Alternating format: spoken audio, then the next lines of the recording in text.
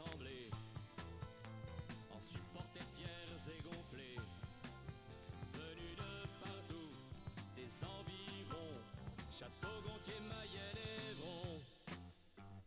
Nous sommes là encore ce soir, pour ceux qui portent nos espoirs, pour donner aux joueurs du moral, en leur criant allez Laval, allez Laval, allez Laval, prenez la balle, gardez la balle, montrez-leur aux visiteurs que vous êtes les meilleurs. Allez Laval, allez Laval, prenez la balle, gardez la balle, marquez leur un but magistral.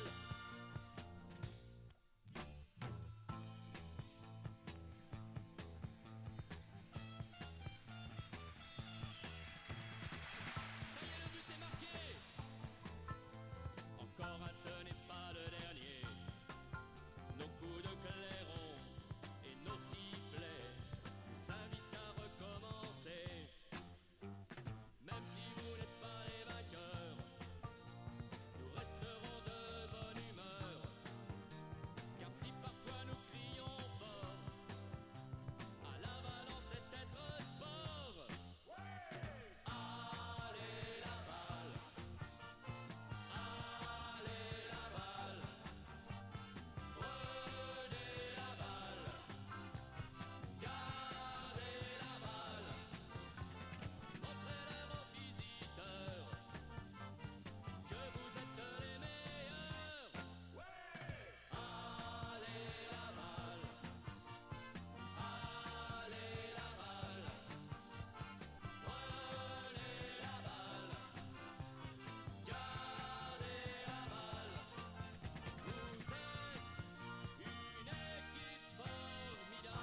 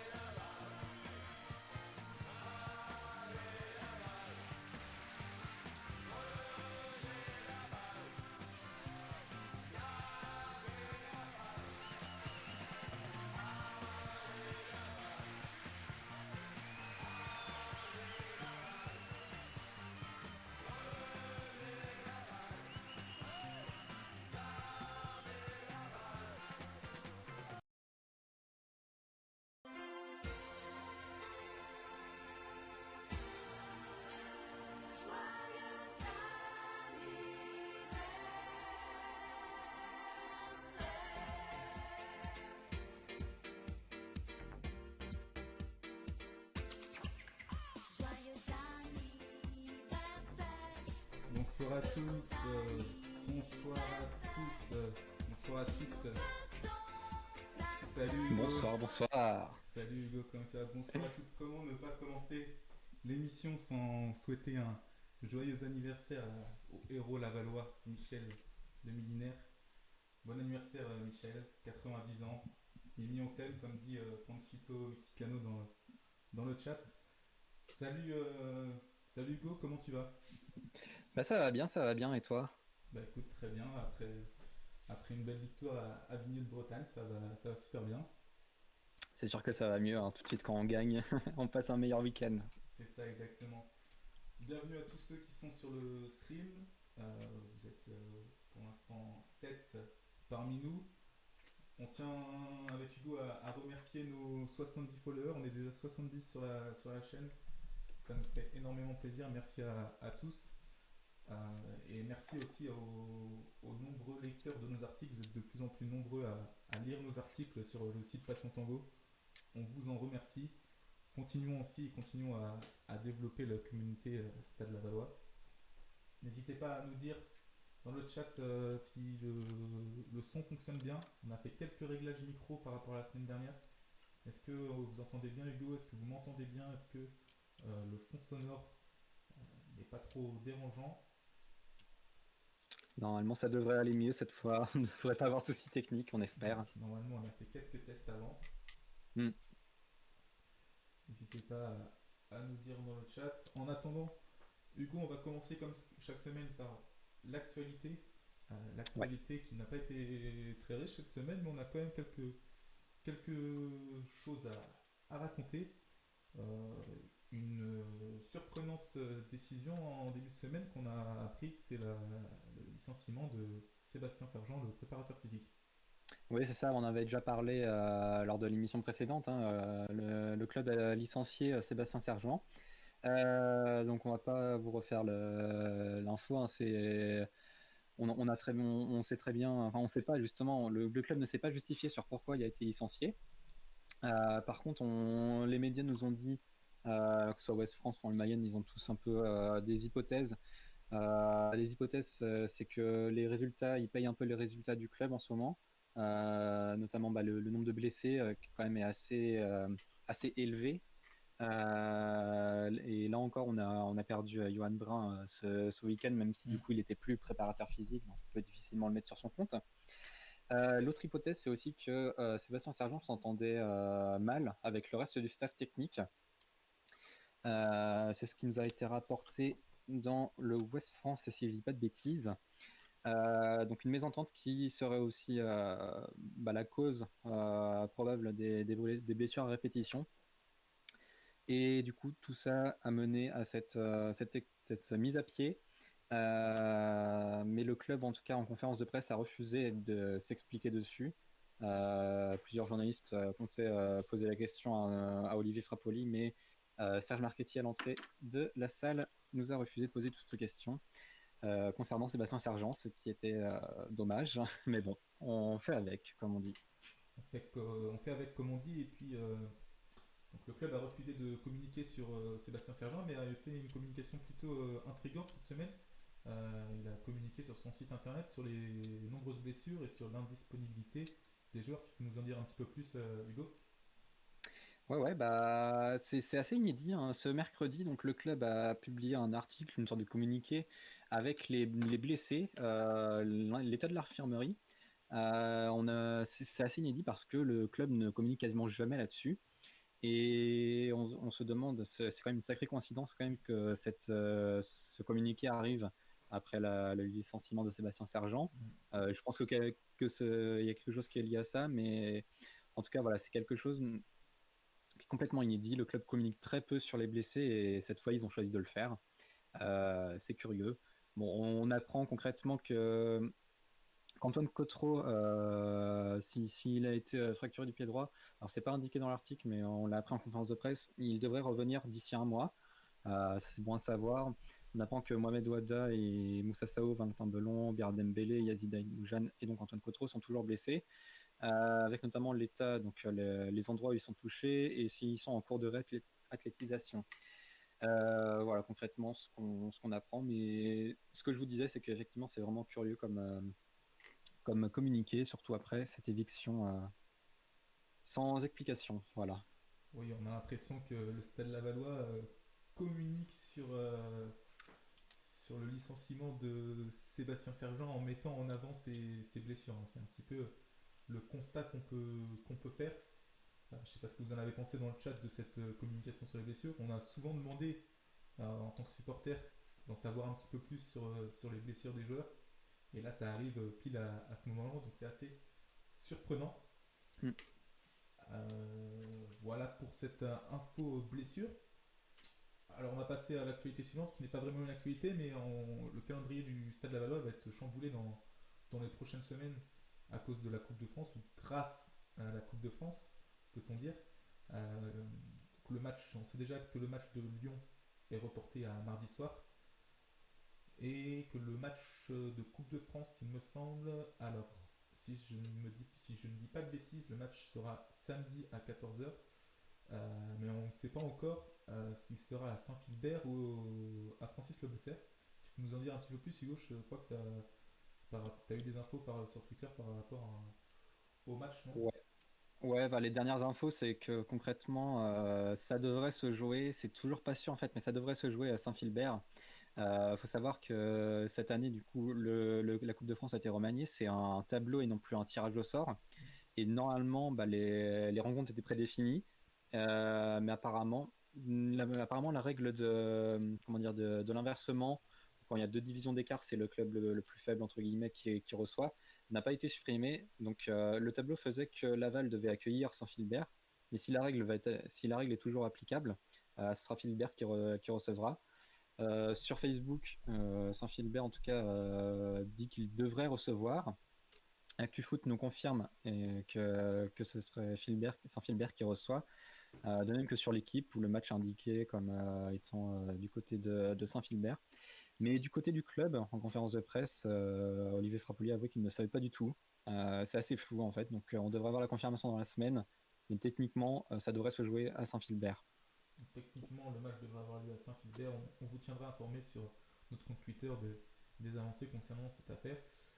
Et si ce que j'ai compris donc, samedi à Vignette-Bretagne, c'est que le Tour de Coupe de France, le prochain Tour de Coupe de France se jouerait probablement le mardi suivant.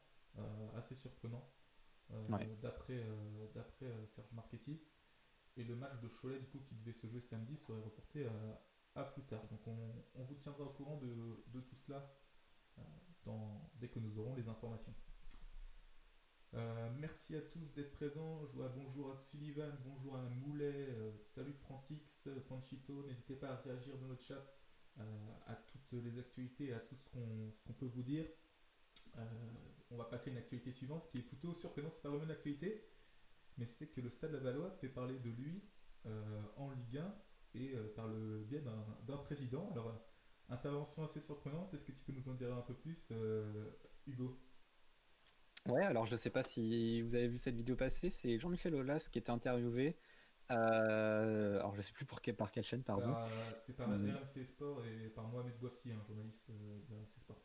C'est ça. Et alors, il a fait une petite bourde ou pas vraiment, on sait pas, je sais pas trop comment on peut appeler ça.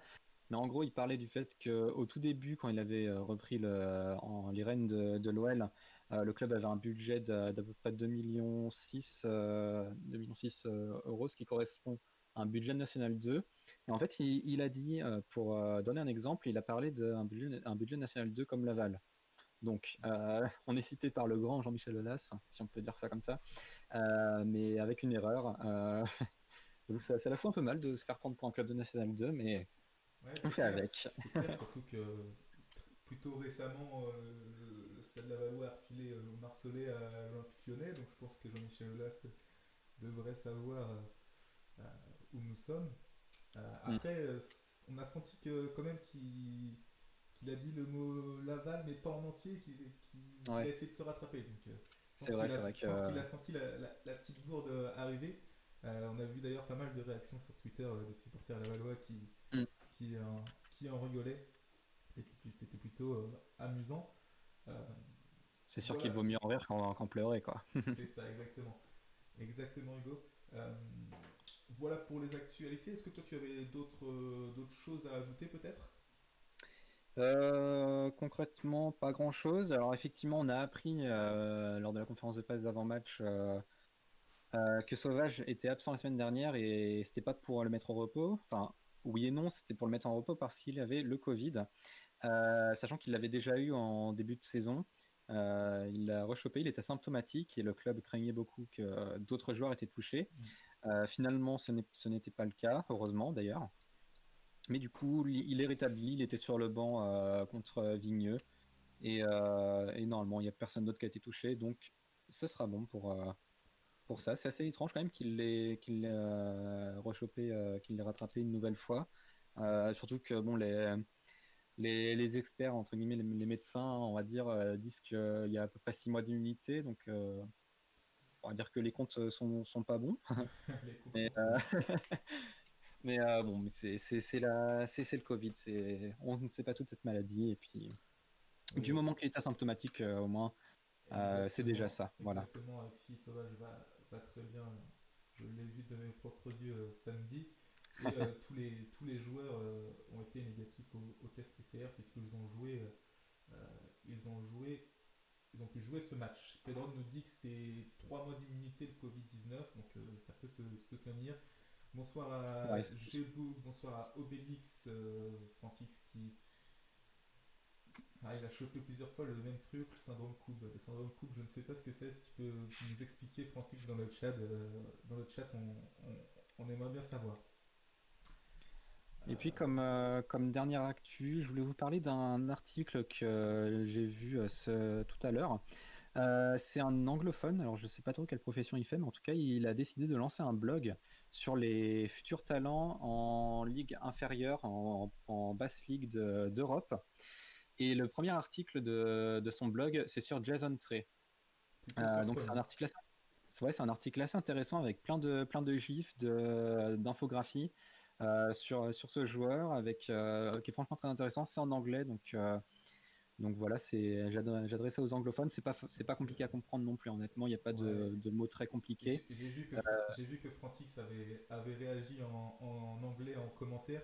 Donc si Frantix veut nous faire une traduction et nous l'envoyer et qu'on la publie, euh, avec plaisir, Frantix, ça pourrait être très intéressant.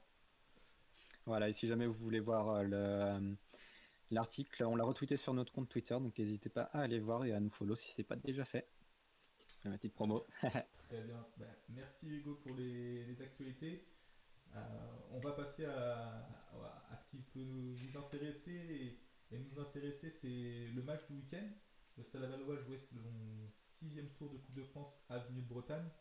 Euh, une rencontre, Hugo, qui semblait facile durant le match, mais qui s'est avérée compliquée sur la fin du match, hein.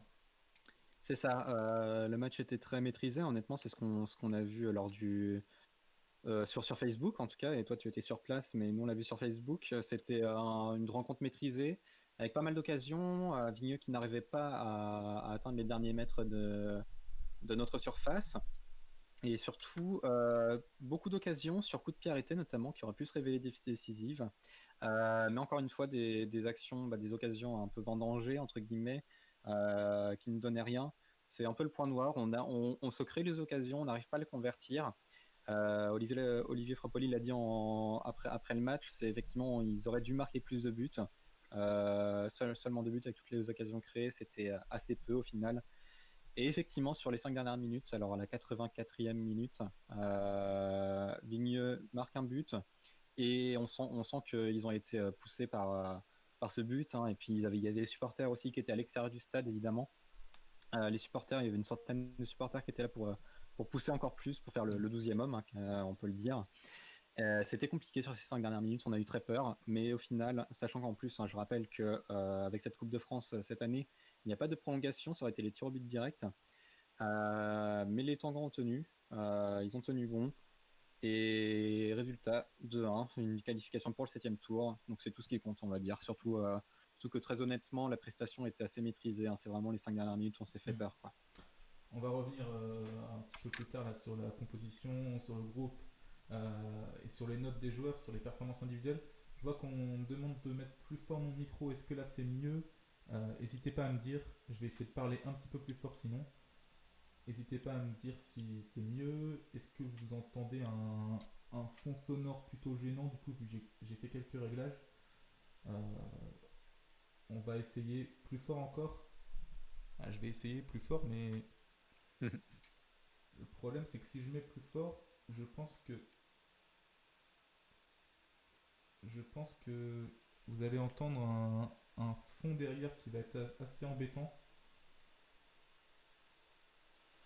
Un 2. Là, est-ce que c'est mieux?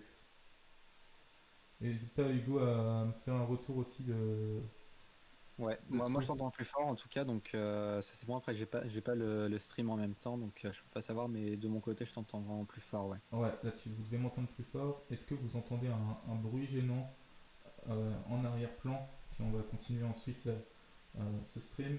Merci à tous Je d'être vois, présents en tout cas. Vous êtes Je vois déjà... Kivy qui dit que c'est un match maîtrisé mais inoffensif, c'est vrai. C'est ce que je disais, hein, beaucoup d'occasions vendangées, c'est un peu un défaut, on va dire, de l'équipe.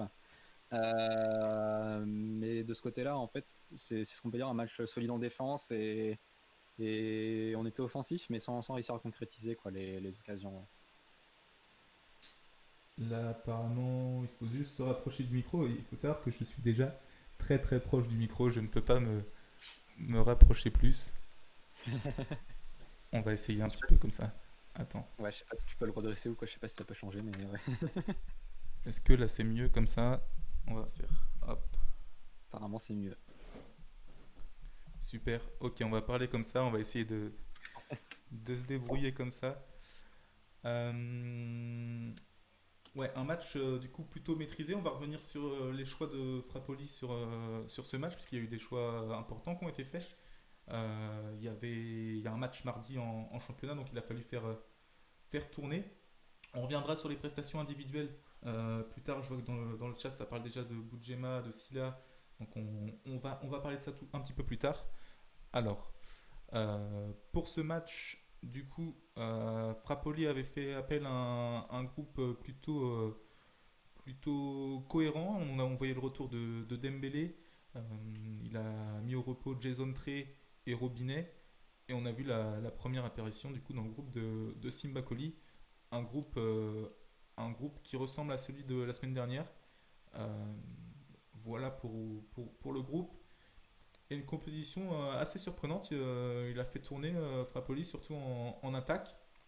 On a vu la titularisation de Sandy Nzouzi, de Ludovic Etondé, qui avait beaucoup à gagner. On parlera un petit peu plus tard du fait qu'ils n'ont pas forcément marqué des points hier. Johan Brun qui les complétait sur le plan de l'attaque. Toufiki, très bon face à NDC qui était encore titulaire. Et une charnière centrale qui a changé puisque c'est Kroos qui a. Non, c'est Kroos ouais, qui a remplacé Mendy qui était titulaire face à NDC et le retour du capitaine Dembélé au milieu de terrain en lieu et place de Boudjema. Une composition Hugo différente, mais certains joueurs du coup avaient l'opportunité de se montrer.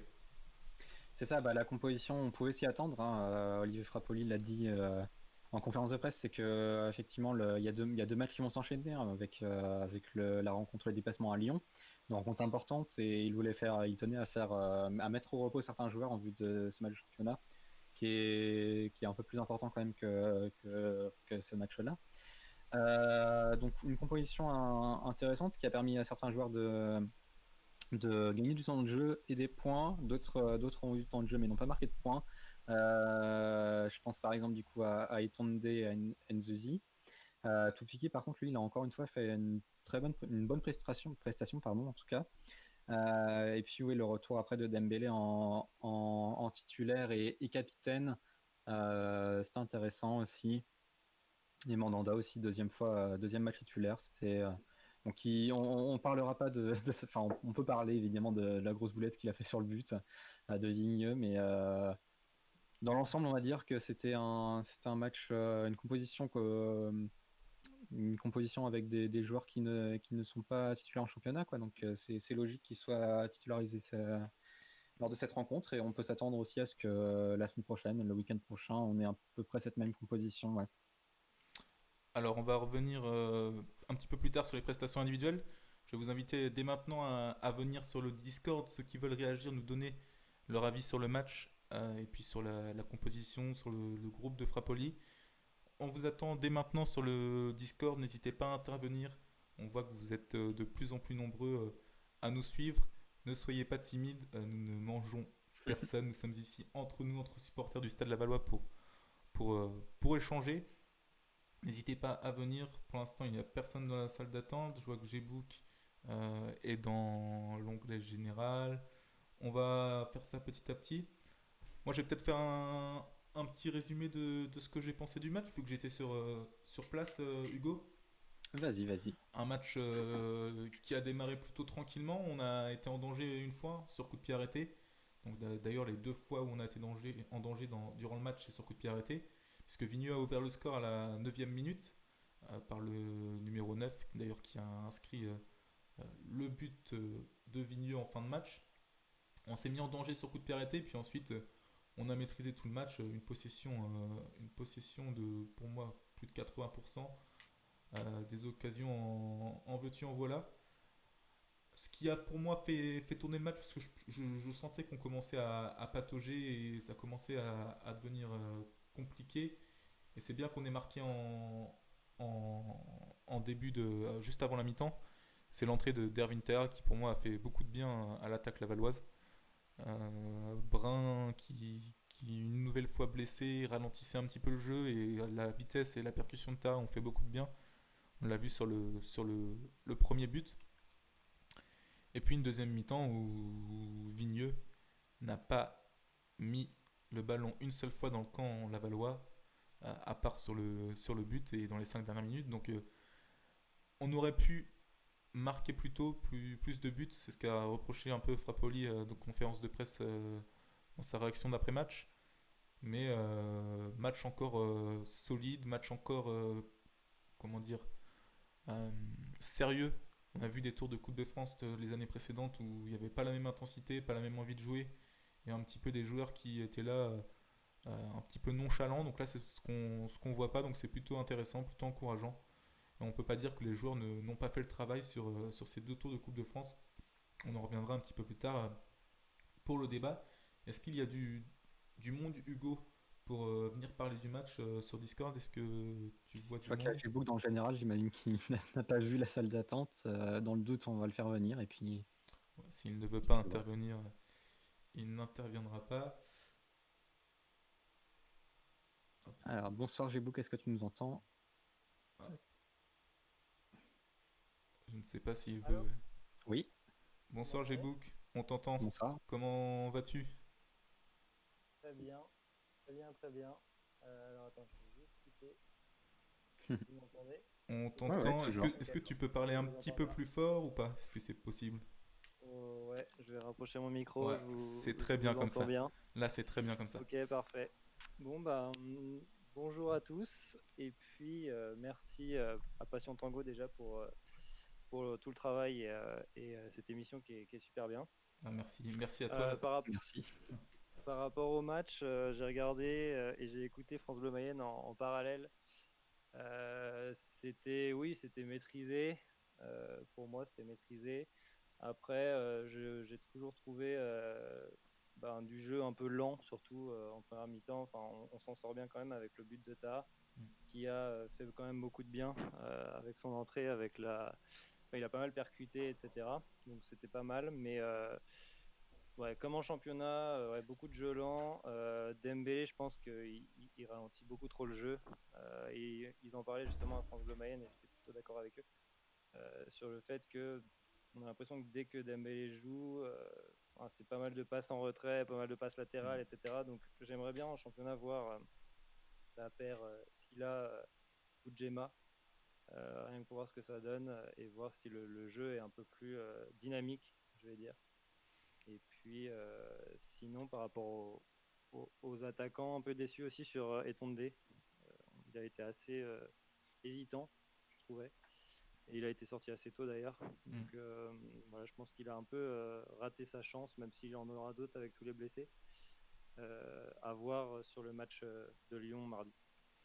Ouais, je suis plutôt d'accord avec toi sur Dembélé. Le constat, c'est qu'il touche beaucoup de ballons et que malheureusement, c'est beaucoup de passes latérales et le jeu passe beaucoup par lui, mais ça avance pas plus que ça.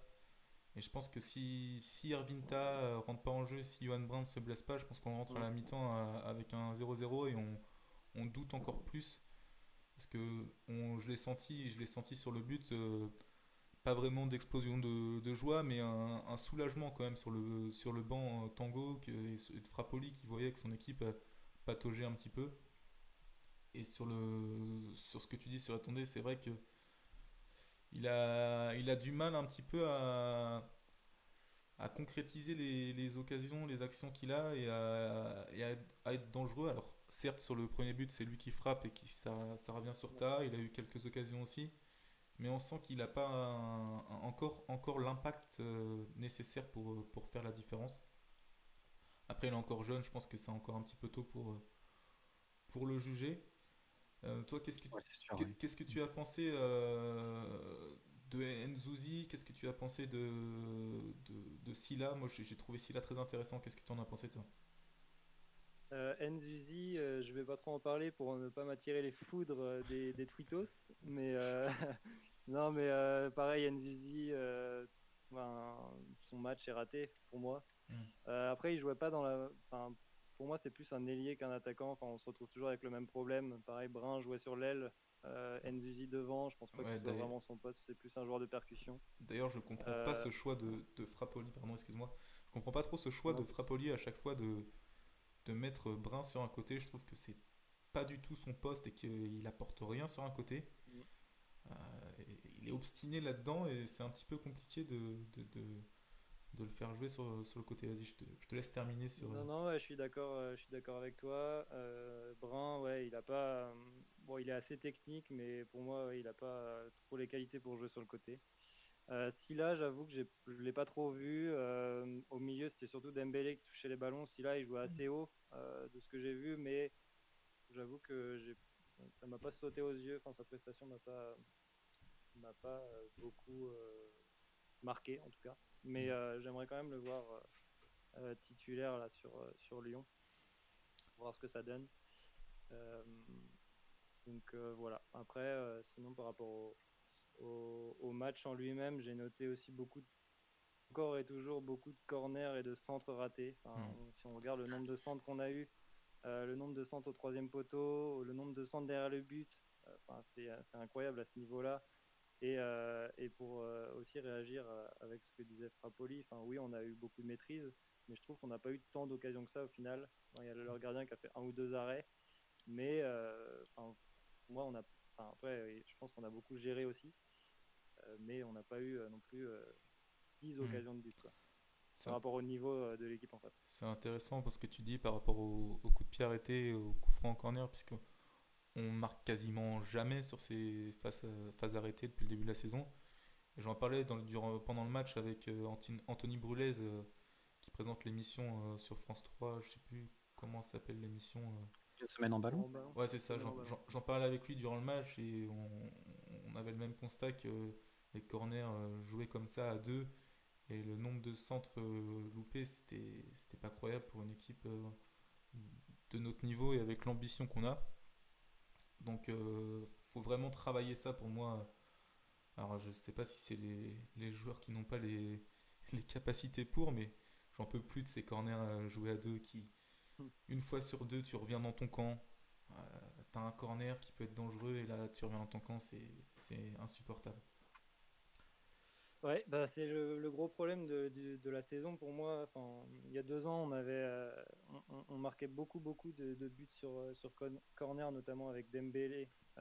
enfin, Dira Dembélé. Mm. Mais depuis que Frappoli est là, clairement, alors, je sais pas si c'est travaillé ou pas, ou si c'est vraiment un problème de nos tireurs de coups de pied arrêtés qui ont un peu de mal. Euh, mais ça va toujours dans le même sens par rapport à l'animation offensive avec Frappoli. Enfin, pour moi, il n'y en a pas vraiment. Et du coup, les centres, les corners, ça fait un peu le lien avec cette animation-là. Mais de ce que j'ai noté, ouais, les centres, c'était surtout ça venait surtout de Duponchel parce que les deux ailiers Ouais. rentrent souvent dans l'axe, Toufiki et Brun plus tard. Donc ils n'ont pas trop l'occasion de centrer, mais c'était surtout les latéraux pour moi qui avaient un peu des soucis au niveau de leur centre. Ouais, Duponchel alors pour moi, défensivement, il fait pas d'erreur, il fait pas souvent d'erreur, mais offensivement, il apporte pas Mm. ce que peut apporter un latéral offensif aujourd'hui, donc c'est un peu compliqué. Après, je sais pas s'il est très en confiance. On le sent pas si serein que ça, Duponchel. Je sais pas vraiment. Toi, qu'est-ce que t'en as pensé, Hugo, de nos latéraux et de ces coups de pied Bah, arrêtés? c'est vrai que Duponchel, je ne l'ai pas beaucoup vu sur cette rencontre.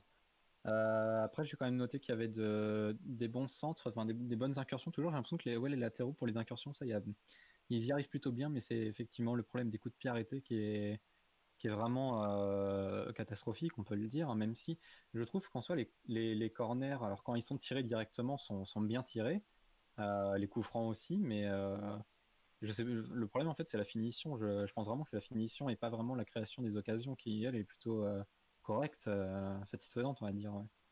Bah, on n'a pas vraiment de bons joueurs de tête. Je vois pas vraiment de bons joueurs de tête. Alors, Mendy, on m'en avait parlé comme un bon joueur de tête. On l'a pas trop vu cette saison.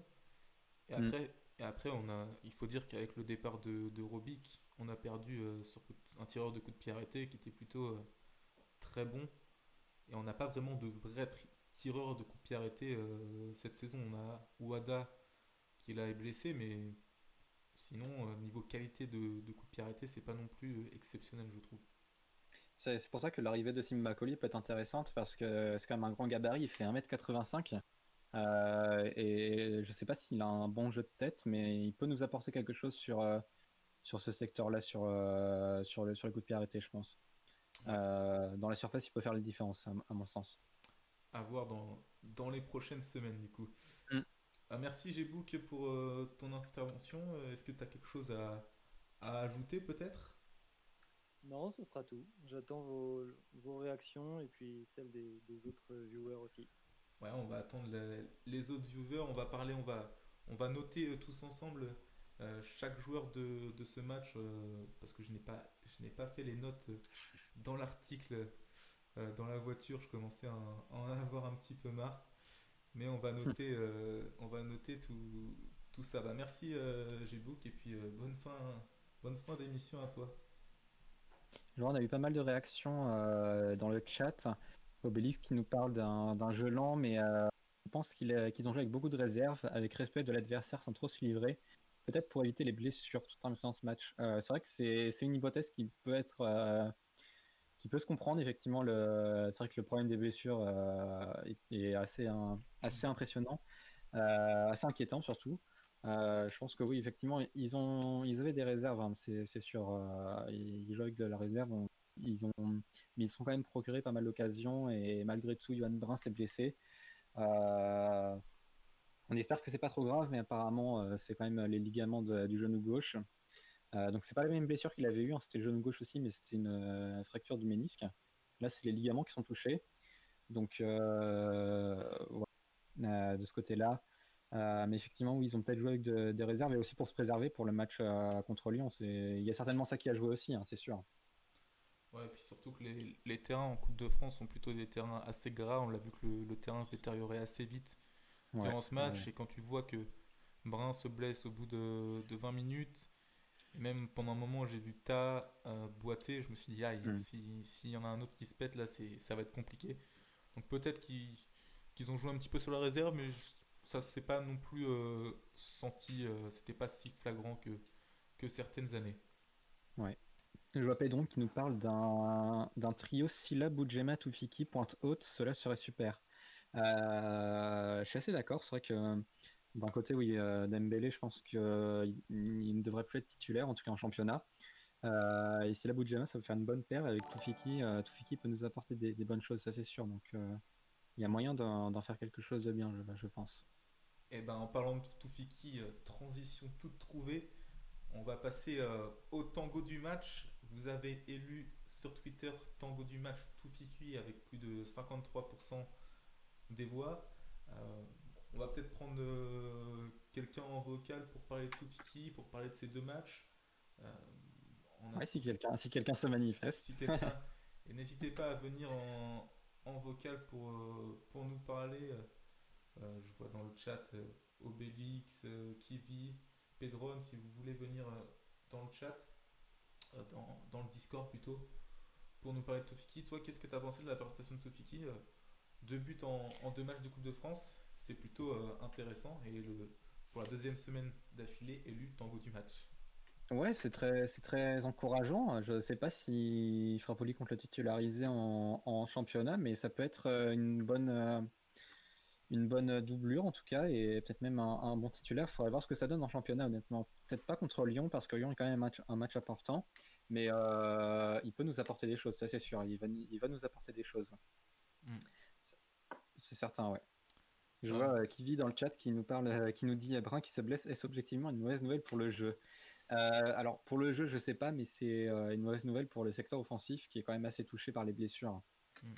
On a plusieurs joueurs blessés dans le secteur offensif et ça commence à devenir un casse-tête pour Liv Frapoli quand même. Ah, c'est vrai que là, tu as Brun qui est blessé, tu as Mm. Wada qui est blessé, tu as Sao qui est blessé.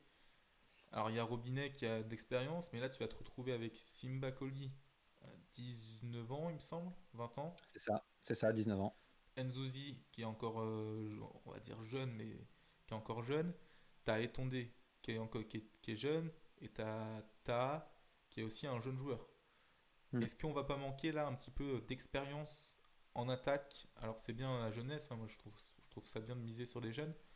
Mais est-ce que dans des matchs un petit peu plus compliqués, où tu as besoin d'expérience, tu as besoin de joueurs qui ont du métier, est-ce que ça va pas être un petit peu compliqué? Je sais pas du tout. Honnêtement, enfin, ça a ses avantages et ses inconvénients d'avoir des jeunes, hein. Les jeunes, ils peuvent nous apporter une certaine explosivité, de la rapidité, mais le problème, c'est aussi l'expérience derrière. C'est que souvent, c'est des jeunes qui n'ont pas connu le niveau national. Simba Koli, il a joué en U19 et en réserve, mais pas encore au niveau national.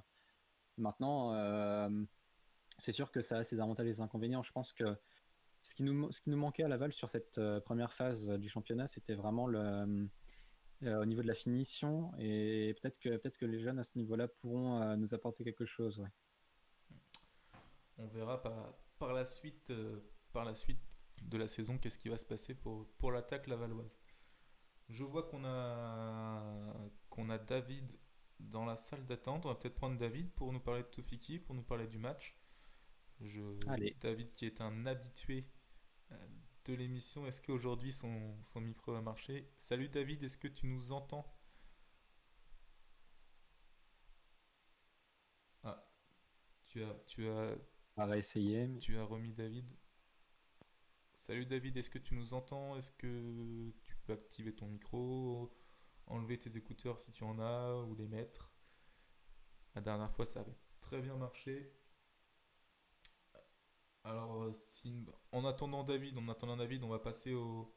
On a Tanguy, je vois Villebrun qui parle dans le chat et qui nous dit que le banc est limité, encore une blessure et on est mal. C'est vrai que l'infirmerie commence à être remplie.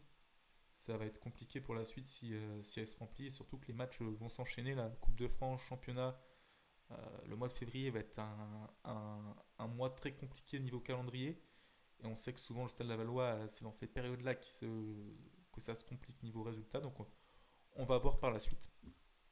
Je vois que Tanguy également dit que le mieux qu'on puisse avoir, c'est une attaque avec Robinet sur les côtés, deux de ces trois, Toufiki, Simbakoli et Ta, tant qu'on n'a pas Wada et Brun.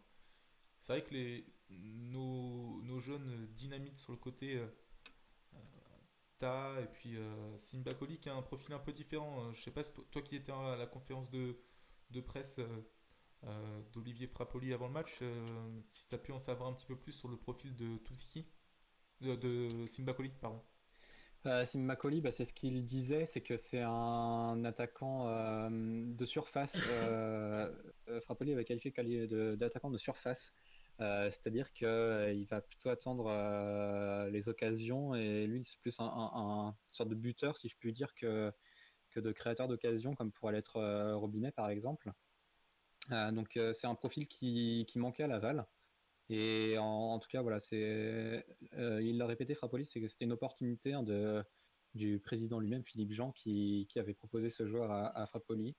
Et ils l'ont recruté, donc c'était un prêt gratuit. Et effectivement, c'est un profil qui manque à Laval, donc on n'en sait pas trop plus que ça, mais ça peut être intéressant effectivement de voir ce qu'il donnera. Ouais. Mm. À voir ce que va donner du coup Simba Koli dans les prochaines semaines et le temps de jeu qu'il va avoir durant ces prochaines semaines. Pop, pop, pop, pop.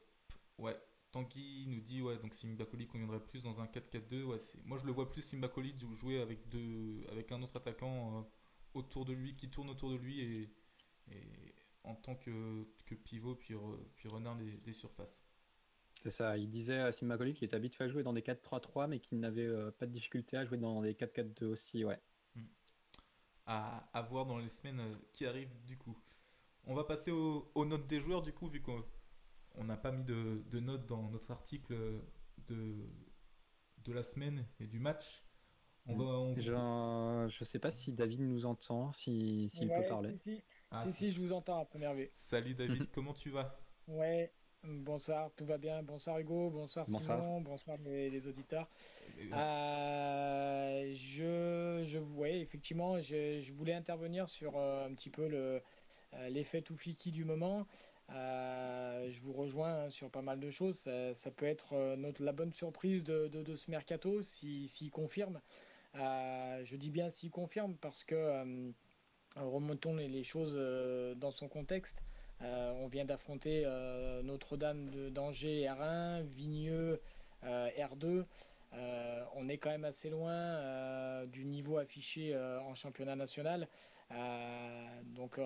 Attendons et croisons les doigts que Frappoli ait la décence de l'aligner peut-être dès mardi parce que le joueur surfe un petit peu sur du positif et on va dire qu'il peut voilà, nous amener quelque chose et sortir son épingle du jeu. Et là, effectivement, dimanche prochain, s'il nous fait une grosse partie à Lyon-Duchère, effectivement, là, on pourra commencer à se dire que ben, voilà, il est peut-être l'homme de la situation, en tout cas, et l'homme du renouveau, en tout cas au milieu de terrain. J'avais pu échanger avec toi, Simon, si tu te rappelles, il y a une petite semaine sur ce fameux triangle qui a été cité sur le chat.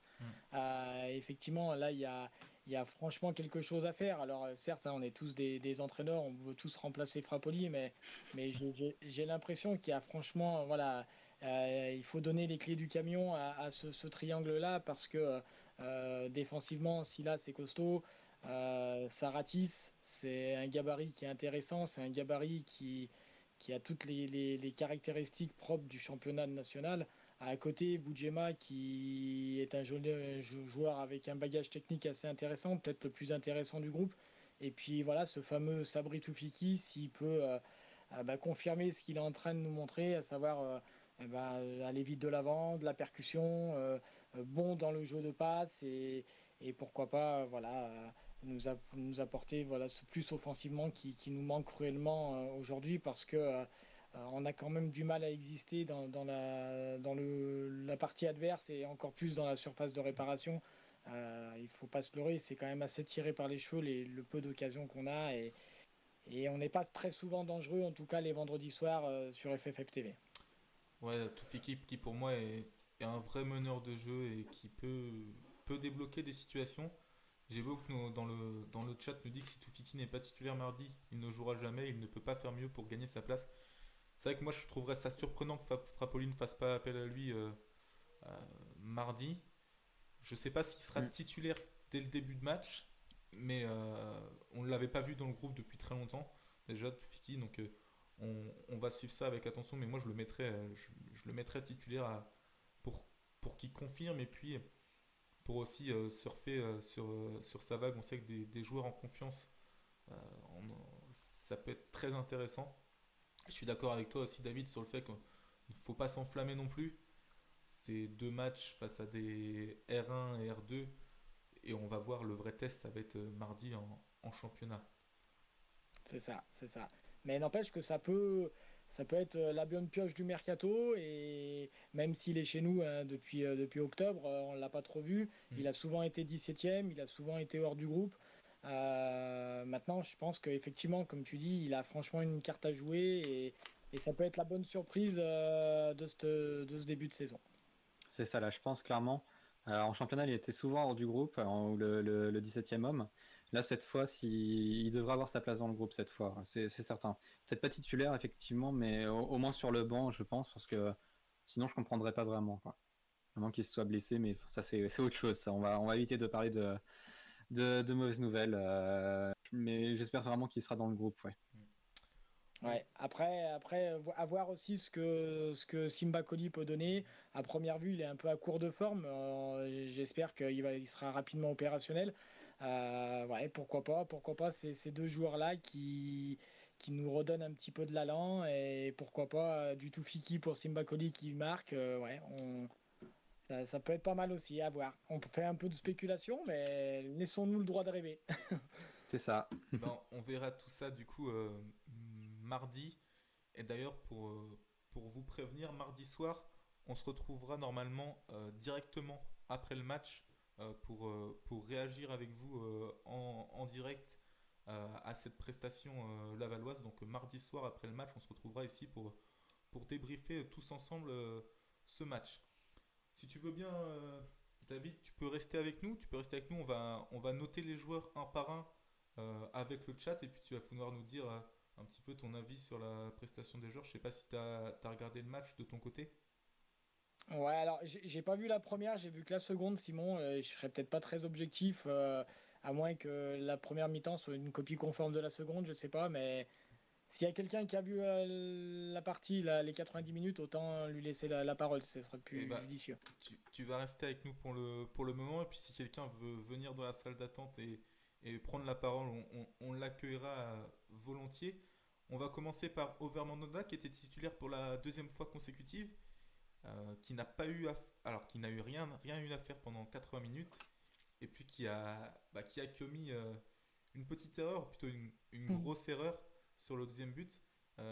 Toi, David, qu'est-ce que tu en penses et quelle note tu lui mettrais dans le chat et mettez aussi dans le chat quelle note vous metteriez à Mm, Overmandanda pour ce match, même si c'est un petit peu compliqué de Ouais, le comme noter, tu dis, quoi. c'est quand même. Ouais, c'est dur à juger quand tu t'es pas forcément mis à contribution. Il reste 5 minutes. Bah, effectivement, c'est une faute de main. C'est une erreur d'appréhension aussi, hein, parce qu'on dirait qu'il sort à la pêche là un petit peu. C'est dommage parce que quand tu as un match comme ça, tu retiens que ça et bah, automatiquement tu peux pas lui mettre une jolie note et tu peux pas être serein pour l'avenir. Mais j'ai l'impression que c'est quand même un gardien intéressant, qui est jeune. J'ai beaucoup aimé quand tu nous avais dit d'emblée qu'il parlait beaucoup à sa défense, quelqu'un qui venait d'arriver depuis 72 heures. Je trouve que voilà, c'est pas non plus un gardien qui a une expérience faramineuse. Donc je pense qu'il y a voilà, il y a quelque chose à faire. C'est un prêt, il va nous aider en Coupe de France et Ah, bon, on n'entend plus David, tant pis. Moi, du coup, je lui mettrais la note de 4. Ce serait un. Voilà, je vois des 2 dans le chat, 5, 4 pour Gibouk, 5 pour Villebrun. Alors, on a vu encore pendant le match, j'ai vu qu'il parlait beaucoup à sa défense et même à l'équipe, hein. À la, pour une petite anecdote, à la 25e minute, il a gueulé sur l'équipe et il a dit réveillez-vous parce que ça avançait pas. Je vois 4, 5, 4, ouais, donc la moyenne, un petit peu en dessous de la moyenne pour Vermandonda. Je sais pas si Hugo, tu es d'accord avec ces notes. Toi, tu Oui, aurais oui, mis. de mon côté, je suis d'accord. Effectivement, on l'a pas beaucoup vu, mais ce qui est normal dans un sens, puisqu'il y a eu très peu d'occasions pour Vigneux. Et effectivement, sur l'une des seules occasions de Vigneux, bah, il offre le but. Peut-être une erreur d'inattention, une erreur d'inexpérience, je sais pas trop, mais en tout cas, voilà, c'est. Heureusement que ça n'a pas eu de conséquences plus graves, parce que sinon ouais, ça aurait été compliqué, quoi. Mais ça reste un but offert et c'est un peu dommage pour le coup. On va espérer que ça se reproduise pas. Mais voilà. Pour moi, 4 c'est justifié. Ouais, c'est la note que j'aurais mis. Ouais. Ouais, il a touché deux ballons, les deux ballons à aller chercher dans son but. C'est exactement ça, parce que pour moi, il n'a même pas eu un 6 mètres. Il a même pas eu un 6 mètres à faire du match. On peut comprendre qu'il soit un petit peu froid. Et d'ailleurs, en rigolant, je me posais la question durant le match avec un confrère du Ouest France en se disant il doit être gelé parce que nous avions bien froid en tribune durant le match. On va passer à la défense maintenant, on va passer à la charnière centrale composée de Carlier et Cross. Une défense centrale plutôt solide qui a été quand même un petit peu en difficulté en début de match dans les transmissions, qui a un petit peu paniqué de temps en temps avec des mauvaises passes et des passes un petit peu soit trop molles, soit trop dures pour les coéquipiers. Mais moi je partirais sur une note de 6,5. C'est un beau match sans plus, ils n'ont rien eu à faire. Donc voilà, un bon match de nos défenseurs. Je ne sais pas si vous êtes d'accord dans le chat, notez Cross. D'ailleurs, je ne sais pas si on dit Cross ou Cro. Tu... Il me semble que c'est Pierrick Cross. Ouais. Pierre Cross, non. Eh ben, J'ai n'hésitez un pas, doute, donc faudrait demander à la prochaine conférence de. Il me semble que c'est Pierrick Cross, n'hésitez je pas du crois. coup à noter Pierre Cross et Carlier. Je vois 7 pour Sullivan, Une très bonne note, 6 pour Gbook, 6 pour Pedron, 6 et 6. Voilà, on se retrouve un petit peu tous autour de la même note. Pas grand chose à faire, mais un match voilà, solide, un match correct. On va passer aux latéraux. On va commencer par Duponchel qui était titulaire à la place de Jason Trey au repos. Ça tourne beaucoup entre les deux durant la saison. Qu'est-ce que tu as pensé du match de Duponchel, Hugo? C'est ce que j'ai dit tout à l'heure, il y avait des bonnes choses à signaler. Alors là aussi, je trouve qu'ils n'étaient pas très présents. Surtout Duponchel n'était pas forcément présent. Après, pareil que la charnière centrale, solide en défense, quelques incursions en attaque, mais sinon, voilà, bon, rien à signaler non plus, rien de transcendant, on va dire. Donc pour moi, ce serait un 6 aussi, ouais. Mm. Un 6 pour Duponchel, nous dit Tanguy aussi. Pardon, excusez-moi. Nous dit aussi Tanguy. Moi, je mettrais aussi la note de 6. Voilà, 6, voire la moyenne 5. Il a tenté de déborder. Il a joué plus haut en championnat, c'est vrai, comme nous dit Gbook. Ce qui est normal vu que l'équipe de Vigneux était recroquevillée dans sa défense. Mais il n'a pas apporté le danger par ses centres. C'est dommage parce qu'il il a eu plusieurs opportunités de centrer et ça s'est pas concrétisé par des bonnes passes. Donc 5-6 au niveau de ses centres, pas terrible. Voilà, nous dit Moulet, Sullivan pareil, Kiwi 5. Prestation, il gagne pas forcément de points par rapport à Jason Trey qui lui avait fait un bon match face à NDC la semaine dernière. On va passer à Edson Sedou. Edson Sedou qui était une nouvelle fois titulaire, deuxième titularisation d'affilée. Lui qui avait perdu sa place de titulaire lors du dernier match euh, en championnat. Un petit peu moins en vue que face à NDC, mais toujours aussi à l'aise offensivement. Je l'ai trouvé bon offensivement. Il a bien combiné avec Nzouzi. Moi, je lui mettrais la note de 6,5 à Cédou. Je vois 6 pour Pedron.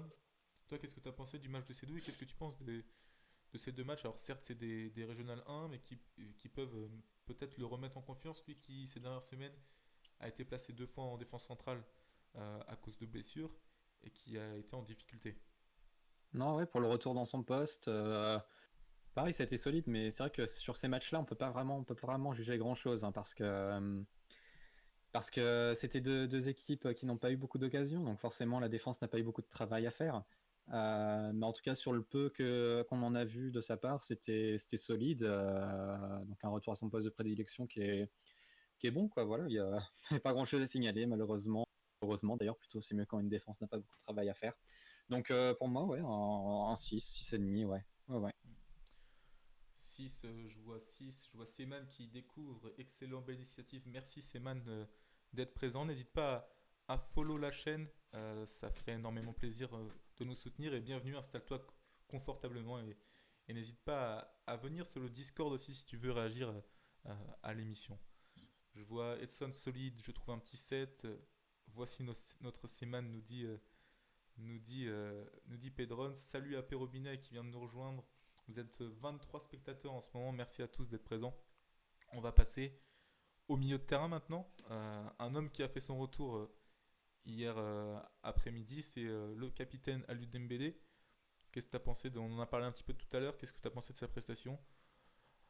Dembélé, le problème, c'est que c'est un bon capitaine, mais franchement, sur le terrain, après, derrière, c'est un peu, ça manque de fond de jeu, quoi. Il relance souvent en défense. Je trouve qu'il apporte vraiment pas grand-chose en attaque. Ce serait presque un milieu défensif, quoi. Donc, c'est problématique quand on joue en Coupe de France, enfin, même en championnat, quand on cherche à gagner, quoi.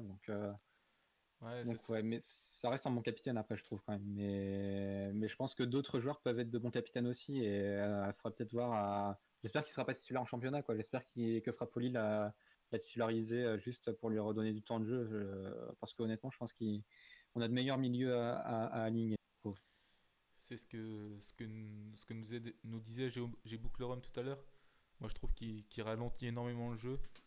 Mm. Alors là, il n'y avait aucune adversité en face, mais j'ai senti dans les 5 dernières minutes, quand la pression s'est fait sentir, et ben, qu'on a retrouvé le Dembélé en championnat qui garde le ballon, dès qu'il est un petit peu pressé et est en difficulté, tente des choses et c'est un petit peu compliqué. Voilà, moi j'ai pas envie de l'enterrer Dembélé, mais il apporte pas dans ce genre de match et pour moi je lui mettrais juste la moyenne, un 5. Il a rien apporté et il s'est contenté de jouer latéralement, donc pas très dangereux. On voit que les réactions sont plutôt contre Dembélé dans le chat. On va pas faire un procès à Dembélé parce que je pense que c'est un bon capitaine. C'est quelqu'un de humainement très gentil, hein. Moi, j'ai eu plusieurs fois la chance de parler avec lui, de le rencontrer. C'est quelqu'un de plutôt gentil mais c'est aujourd'hui pas ce qu'il nous faut pour pouvoir espérer gagner. Hmm. Voilà, comme nous dit Moulet, j'ai rien contre Dembélé, mais vraiment, je souhaite voir autre chose. Voilà, on a envie de voir autre chose. Il fait pas C'est d'erreur, ça. mais pas de transcendance 5, nous dit Tanguy. On va passer du coup à son compère du milieu de terrain, Silla, qui était une deuxième fois titulaire après le match face à NDC. Alors, un match où on l'a un petit peu moins vu. Euh, il a tenté, mais il n'a pas fait un gros match. Moi, je lui mettrais la note de 6. 6 pour Silla, ça me paraît bien. Mais on sent qu'il est quand même à l'aise ici et qu'il apporte offensivement, donc c'est très intéressant. Ouais, c'est ça. Il a tenté de bonnes choses, mais pareil, il a pas, il tente, mais ça n'apporte rien en général. Donc, au moins, on peut pas dire qu'il tente pas, quoi. C'est déjà ça. Maintenant, il faut qu'il travaille un peu cet aspect-là. Mais ouais, je mettrais un 6,5 d'encouragement, quoi. Voilà. Un 6,5 d'encourageant pour Silla. N'hésitez pas à noter Silla. Je vois Pedron qui met 7.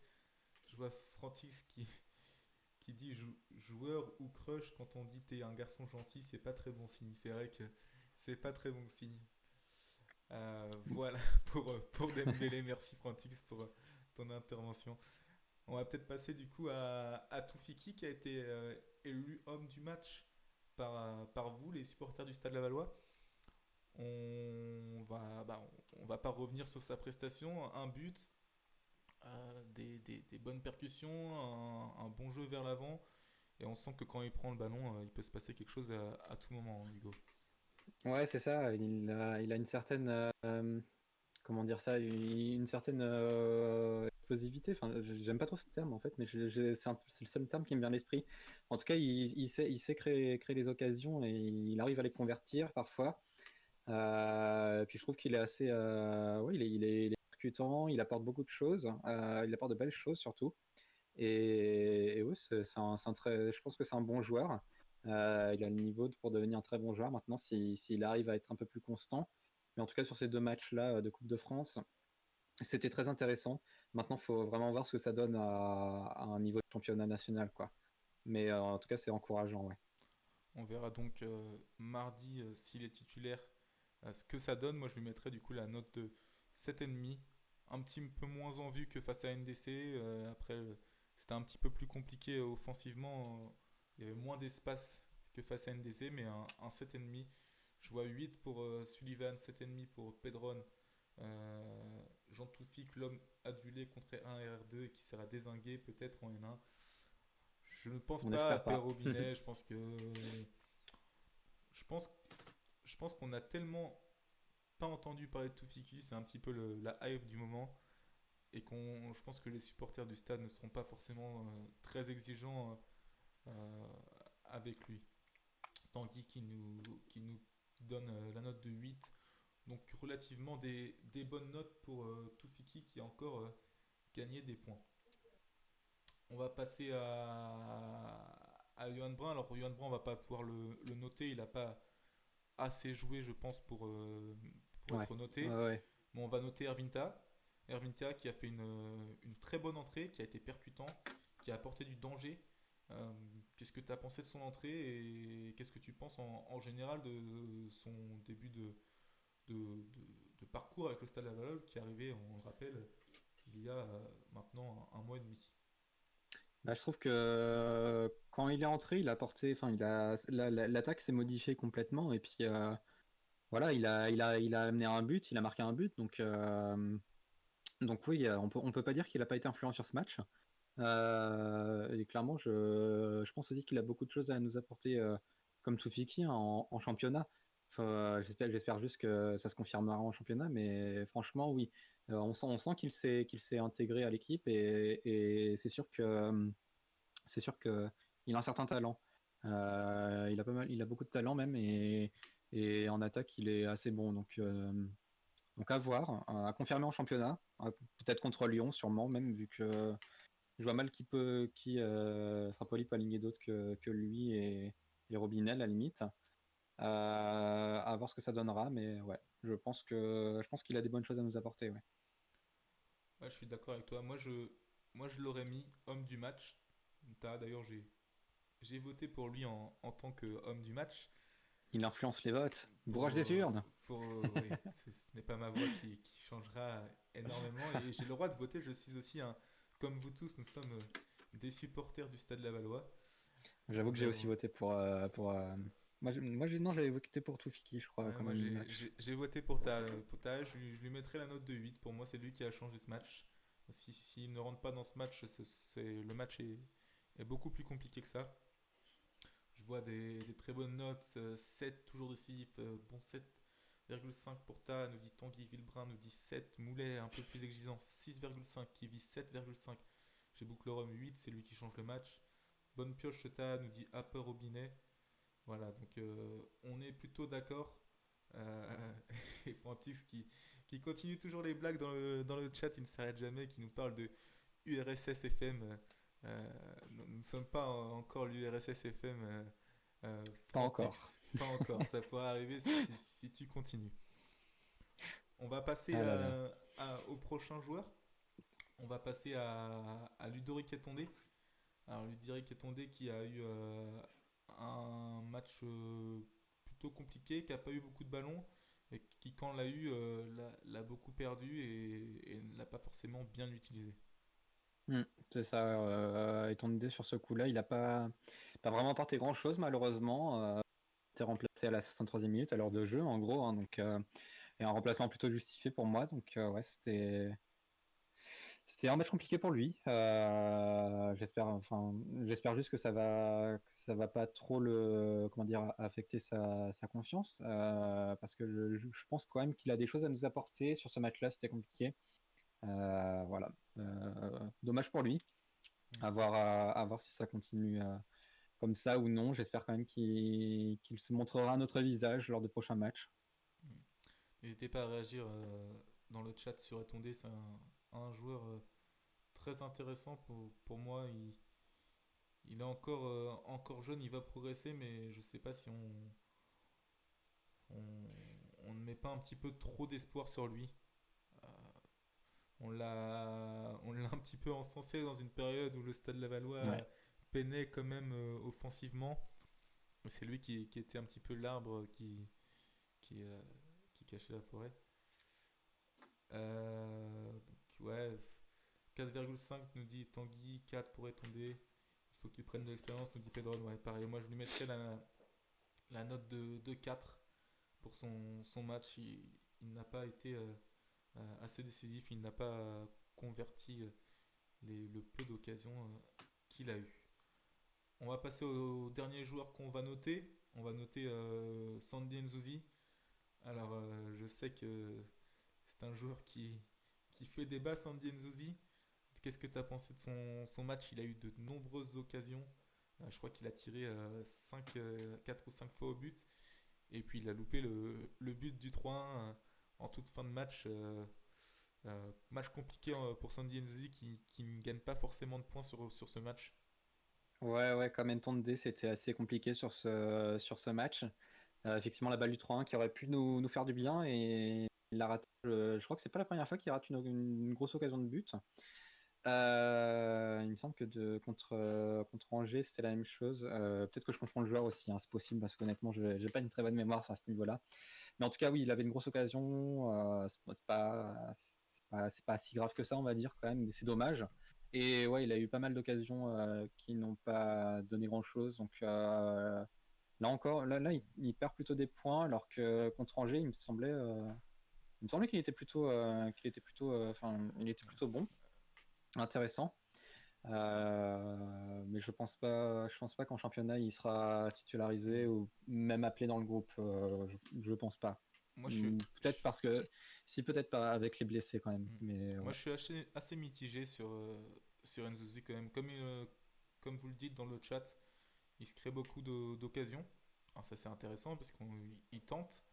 Il a un Mm. gros problème dans la finition. C'est dommage. C'est dommage qu'il ait ce problème dans la finition. Après, à noter qu'il est quand même passeur décisif sur le but de Toufiki. Oui, c'est vrai. C'est lui C'est vrai. qui, qui fait une belle action individuelle sur le côté. Il est rapide, il est vif. Donc, il fait pas toujours les bons choix, donc je lui mettrais la note de 5,5. C'est pas, voilà, je lui mettrais un petit peu plus que la moyenne pour sa passe décisive et pour les occasions qu'il a su se créer. Et voilà, il faut qu'il travaille encore dans la finition, mais Mm. c'est au moins il se procure des occasions. Je vois dans le chat, on est plutôt d'accord. 8 nous dit Frantix, gris incompréhensible. Sullivan nous dit Nzouzi a du mal à tirer face au but quand même. Après, c'est un joueur de côté et non dans l'axe. Trop nonchalant. 3, il n'y avait aucune envie de sa part. Enfin, ce n'est que mon avis. 4, 5, voilà. C'est, voilà, C'est vrai. comme je disais, Nzouzi, c'est un joueur qui est assez clivant et qui a. On n'est pas forcément tous d'accord sur lui, mais il a le mérite d'exister dans ce match quand même.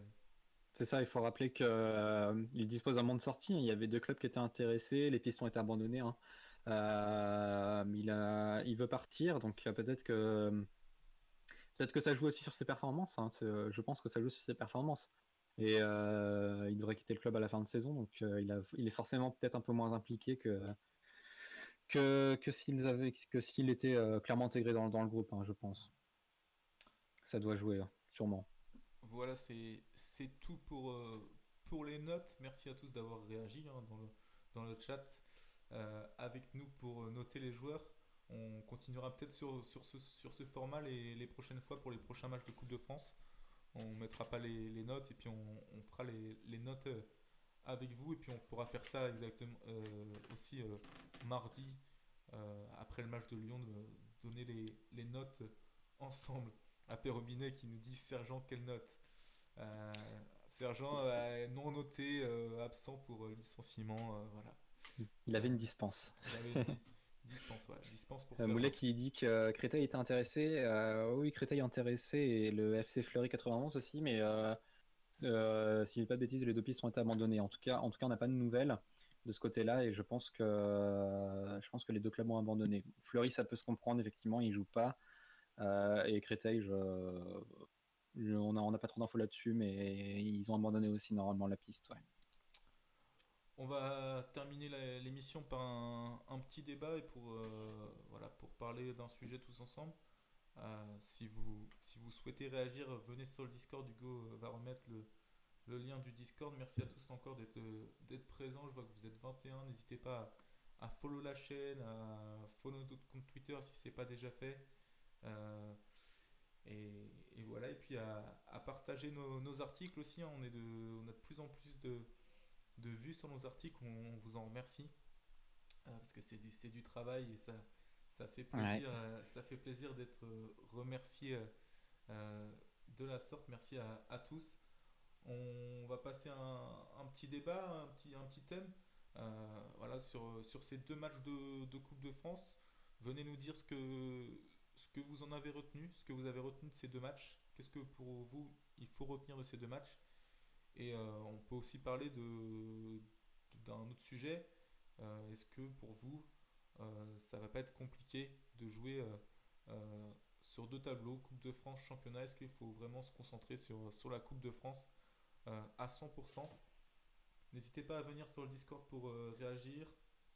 On a remis le lien dans le Discord et on serait ravis de discuter avec vous euh, sur ces sujets. Toi, qu'est-ce que tu en penses, Hugo? Qu'est-ce que tu retiens de ces 2 tours de Coupe de France? Deux matchs intéressants et de bons points parce que on n'avait pas de victoire en 2021, c'est chose faite. Alors forcément, c'est des équipes plus faibles que le championnat national, faut le souligner. Mais d'un autre côté, il faut souligner aussi que du coup, on a repris de la confiance avec des joueurs qui ont pu avoir du temps de jeu. Maintenant, est-ce que ça sera suffisant pour enclencher une bonne dynamique? J'espère. On verra ça mardi. Déplacement à Lyon, qui est quand même une grosse équipe. Ça va être compliqué, je pense, mais là, je pense qu'avec la confiance engendrée, puis les choix tactiques, enfin les tactiques ont pu être affinées, l'arrivée de Simba Koli, tout ça, il y a moyen de faire un bon résultat, il y a moyen d'enclencher une bonne dynamique, à mon sens, et on peut espérer des bons résultats maintenant, je pense. Ouais. Alors, parce que Laval joue toujours la montée, nous dit Kiwi. Bah écoute, Kiwi, pour l'instant, au classement, on est un petit peu décroché, mais c'est pas encore chose faite. Et puis, c'est une période qui va être charnière, hein, février. La Coupe de France, beaucoup de clubs sont engagés encore en Coupe de France et vont peut-être perdre des points. Donc, c'est là que le tournant va être important. Il y a Tanguy qui nous dit 2 victoires. Bon, pour la confiance, on a quand même un effectif assez large pour jouer les 2 tableaux. À voir avec les nombreuses blessures qu'il y a en ce moment. Et Apéro Binet qui nous dit pour lui, il n'y a rien à en tirer à part des nouvelles têtes et les blessés qui vont aider Frappoli peut-être pour ses options futures. N'hésitez pas à venir, Frantic, je vois si tu es sur le chat, si tu veux venir en vocal. Et Corentin qui nous parle du trio magique. Je ne vois pas de quoi il parle. Pour moi, les choses à retenir, c'est le sérieux. Le sérieux de l'équipe qui a su relever un petit peu la tête après 3 matchs sans victoire en championnat. Et quand on sait que les dernières années, la Coupe de France n'a pas été toujours jouée à fond ou qui a été un petit peu négligée, je vais retenir le sérieux.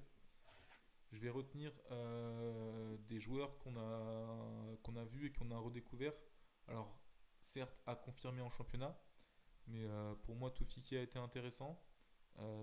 Sedou a fait 2 bons matchs et va peut-être retrouver un petit peu de confiance. Et puis, peut-être ce duo Silla Boudjema qui pourrait se confirmer. Donc, on verra ça mardi. Mardi va être un match charnière, comme l'a rappelé d'ailleurs Villebrun dans le chat. Et puis, euh, à retenir, c'est un peu plus négatif, mais c'est que c'est les blessures. C'est Johan Brun qui s'est blessé une nouvelle fois et qui ça va être un petit peu compliqué. Quelle heure mardi nous dit AP Robinet? Alors, AP Robinet, le match mardi est diffusé à 18h sur FFF TV. Et vous pourrez vivre l'après-match ici dès 20h, je pense. Hugo, si toi ça va. Et puis si tu n'es pas là, je pourrais le faire tout seul aussi. Il n'y a pas de, Ça devrait pouvoir se y faire, a ouais. pas de Ça souci devrait pouvoir se faire. pour l'après-match. Est-ce que tu peux nous rappeler, Hugo, en parlant de Coupe de France, ce qui attend le Stade Lavallois et ce qui pourrait attendre le Stade Lavallois pour les prochains matchs? Alors, le prochain match, du coup, c'est contre Saint-Philbert j'ai oublié. De Grandlieu, Saint-Philbert de Grandlieu. De Grandlieu, hein, ouais, c'est ça. Mais par contre, ensuite, en cas de victoire, ça sera les Herbiers au 8e tour, les Herbiers qui est en National 2. Les Herbiers Et qui a battu Changé aujourd'hui, a changé 1 but à 0. malheureusement, ça aurait été sympa, un derby si je puis dire, mais enfin oui, une rencontre en changer Laval, ça aurait pu être sympa, mais bon, tant pis. Alors, Et Changé a perdu 1-0 et c'est quand même pas mal. Hein, dommage pour nos amis changéens.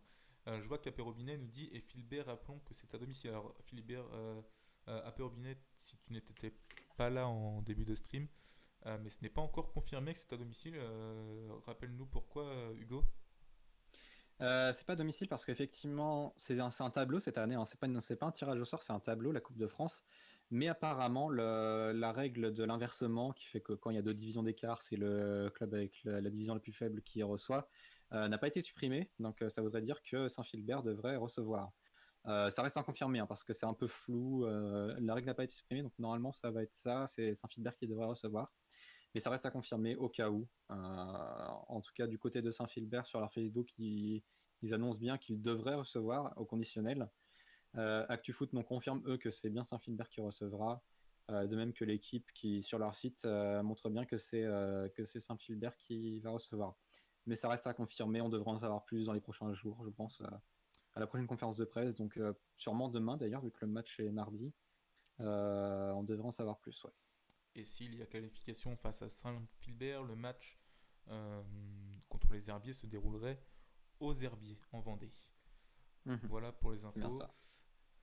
N'hésitez pas à continuer à réagir dans le chat. Je vois que Villebrun nous dit qu'on verra Lyon-Cholet-Annecy, mais je pense que la coupe peut nous amener in fine à un match de Ligue 1 ou 2 à Le Basser si mars ou avril est plus sympa côté public. C'est vrai il n'y a pas de public pour l'instant. Est-ce que il y aura le retour du public d'ici mars ou avril? On ne sait pas.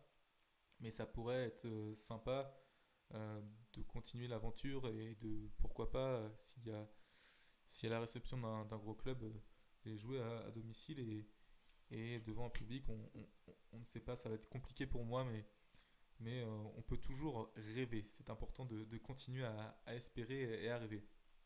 C'est vrai qu'il y a ce facteur à prendre en compte. On peut se demander quel est l'intérêt de recevoir une Ligue 1 si personne peut se déplacer au stade. Honnêtement, j'ai tendance à être optimiste, mais j'ai beaucoup de mal à croire à un retour du public dans les stades de sitôt, hein, même si la situation. Enfin, j'ai du mal à penser que la situation risque de s'améliorer vu la lenteur de l'arrivée des vaccins. Pour moi, ça risque d'être un peu compliqué pour ça, mais on peut toujours espérer. C'est vrai, faut pas se dire que ça sert à rien de faire un bon parcours en Coupe de France s'il y a personne dans les stades. Peut-être qu'il y aura du monde. On verra bien. On verra d'ici là.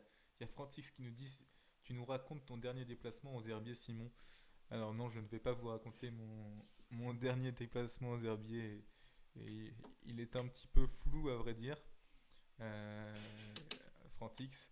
Mais je me souviens qu'on menait 2-0, doublé de Bosetti, et qu'on a finalement perdu 3-2. Donc, pas forcément un très bon souvenir en termes footballistiques.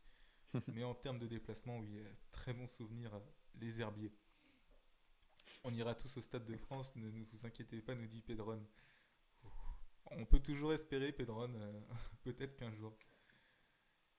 Est-ce que la victoire en Coupe de France donne un accès direct en Ligue 2, nous demande J'ai boucle Rome. Alors ce serait bien, ce serait, ce serait bien, mais de toute façon, je ne pense pas qu'on remportera la Coupe de France. C'est vrai que je pense qu'il est plus simple d'arriver sur le podium de National que de battre le PSG, quoi.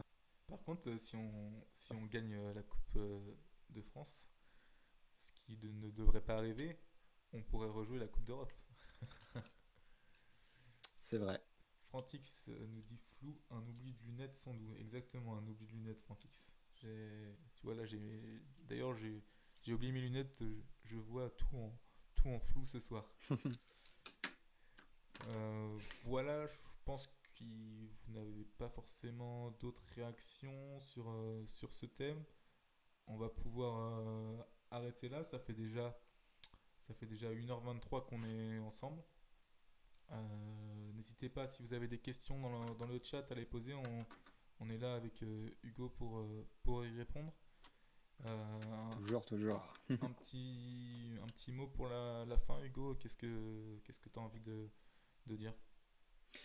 J'ai envie de dire que j'espère vraiment, sincèrement, que le match, le déplacement, qu'on réussira à ramener les 3 points de Lyon. J'ai envie d'y croire, honnêtement. Mais par contre, là, vraiment, si on n'arrive pas à gagner à Lyon, ça risque d'être vraiment compliqué.